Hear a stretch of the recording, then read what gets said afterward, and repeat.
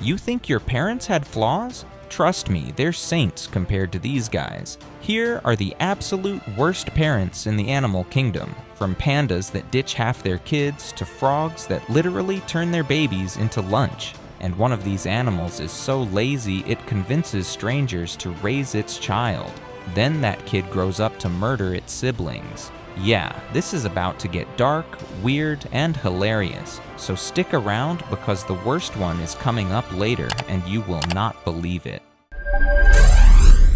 Panda, the one-child policy mom. Those fluffy, clumsy, bamboo-munching bears could win awards for cuteness, but definitely not for Mother of the Year. In fact, panda moms have a brutal one-child policy of their own. Here's the tea. A giant panda often gives birth to twin cubs, but she will almost always only raise one, choosing the stronger baby and leaving the weaker twin to, well, die. Harsh, mom, harsh? Imagine if your mom looked at you and your sibling and said, I'll keep the cuter one. That's basically a panda's parenting strategy in a nutshell. Why do they do this? It's not just because Mama Panda is an icy-hearted villain. It's because raising a baby in the wild is exhausting. Pandas survive on nutrient-poor bamboo and have to eat a ton just to stay alive. Producing milk for 2 hungry cubs? Forget about it. To her, trying to care for both babies would mean both might die, so she makes a cold calculation that one well-fed favorite is better than 2 starving cubs. It's like she's saying, sorry kiddo, it's a buy one, get one free world, and I didn't sign up for twins. Zoos actually have to intervene. When pandas have twins in captivity, zookeepers will secretly swap the cubs around so the mother ends up caring for both one at a time, because she's too bamboo-brained to realize it's a different baby each time. Sneaky, but it works. Now, as brutal as that is, at least Panda Mom sticks around for the one cub she does raise. She's neglectful to one baby, sure, but she does put her heart and soul into the other. In the ruthless wild, that strategy kinda makes sense. Rabbits, hop-and-go parents. Rabbits might be symbols of spring and fertility. They multiply like, well, rabbits. But when it comes to actual parenting, Mama Bunny is the ultimate absentee mother. Those adorable cotton-tailed moms give birth, make sure the babies are tucked nicely in a fur-lined nest, and then basically say, peace out, kiddos, see ya at dinner. Seriously, rabbit mothers take a hike almost immediately after birth. Feel like you're neglecting your own kids sometimes. You can't be worse than a rabbit. Here's how a rabbit mom's schedule looks. She'll pop in to feed her babies for maybe 2 to 5 minutes, usually only once or twice a day, often under cover at night. That's it. No bedtime stories, no coddling. Mama's got better things to do, like munch clover and avoid predators. The milk is super rich, so the babies fill up quickly, and Mama Rabbit is basically running a drive-through milk bar. She literally hops on top of the burrow, lets the little ones nurse upside down for a couple minutes, then bounces off to do rabbit stuff. By the time the bunnies are about 3 weeks old, Mom is completely out of the picture, off to start the next litter, leaving her fluffy offspring to fend for themselves. Talk about tough love, more like no love.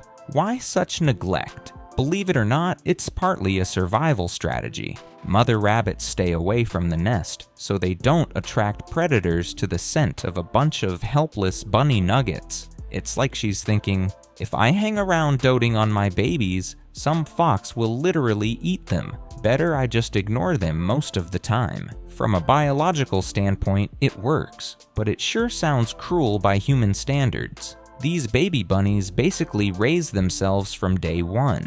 Ever hear the phrase, breed like rabbits? It's because Mama's strategy is quantity over quality. Have a bunch of babies and hope a few make it, because she's not planning to stick around and helicopter parent any of them. But honestly, Mrs. Rabbit's negligence is nothing compared to what's coming. At least she does feed her kids, albeit on a tight schedule, and doesn't actively harm them. Cuckoos, the ultimate deadbeat.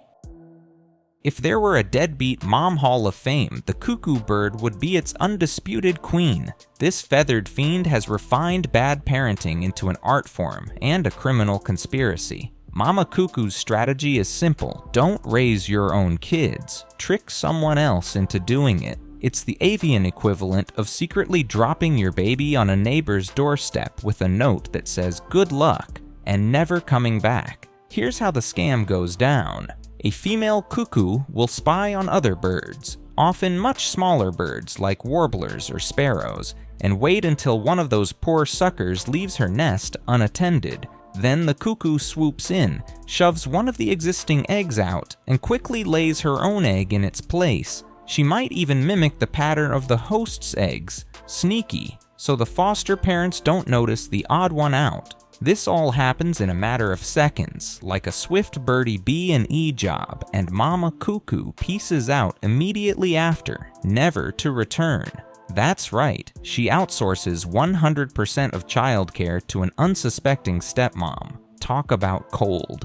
The real kicker comes when the cuckoo chick hatches. These chicks usually hatch faster than the host's eggs, and as soon as the blind, naked little cuckoo emerges, it has one instinct: eliminate the competition.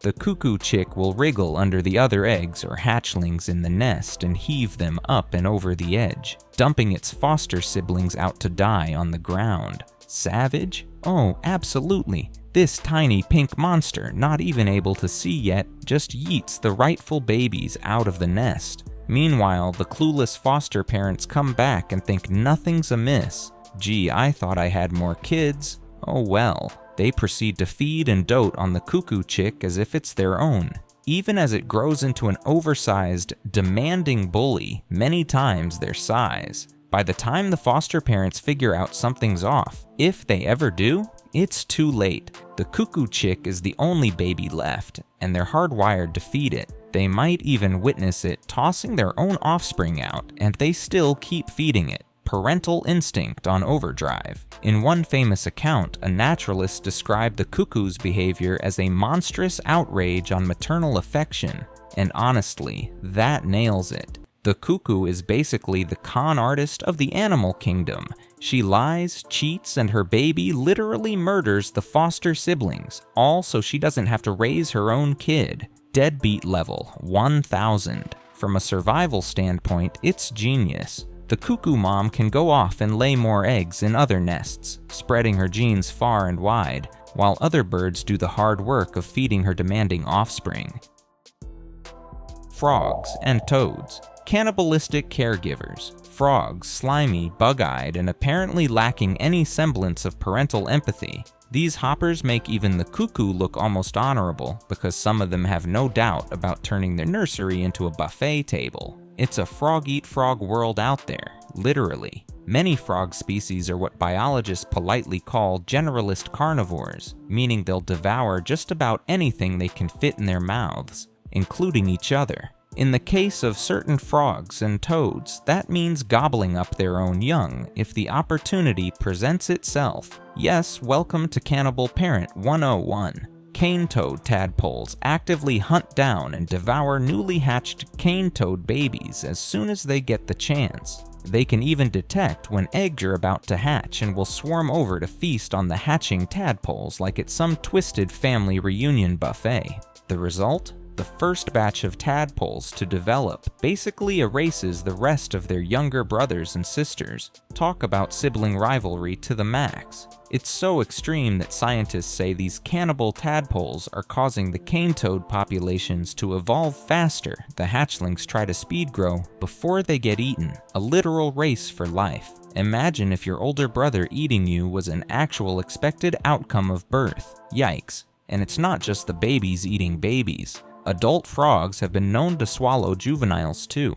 A bullfrog or big frog won't blink at slurping down a smaller frog, even if that smaller frog happens to be its own offspring. It's not like frogs can tell or care. If it hops and fits in their mouth, it's lunch. At this point, you might be thinking the animal kingdom is just full of nightmare moms and dads. We've seen abandonment, trickery, and cannibalism. What could possibly be next? Well, how about we end on a slightly different note? Not all animal parents are awful. In fact, some are so overzealous they border on crazy, in a good way.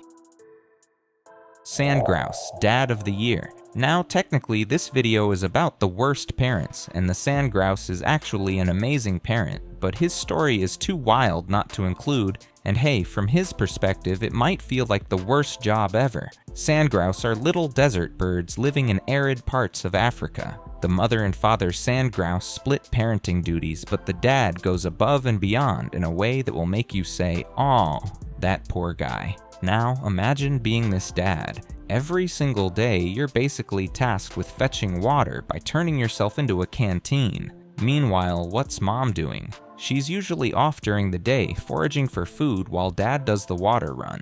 To be fair, she takes night shift incubating the eggs while dad's on water duty. Still, the heavy lifting, or rather soaking, falls on the father of the year. Here, the poor guy gets back from his long flight all waterlogged. Kids suck him dry, of water that is, and as soon as he's relieved of his H2O delivery, he has to take a dust bath to dry off and remove the scent so predators don't sniff out his wet feathers. Then presumably, he grabs a quick rest before doing it all again the next day. It's dad's dedication on another level. No PTO, no weekends off. We included the sandgrouse because after hearing about all those horrible, neglectful parents, you kind of need a palate cleanser, and this guy is it. In a way though, you could joke that the sandgrouse is a bad parent to himself. He's suffering out there. The kids have literally driven him to drink water, that is, day in and day out. It's all like a comedic inversion.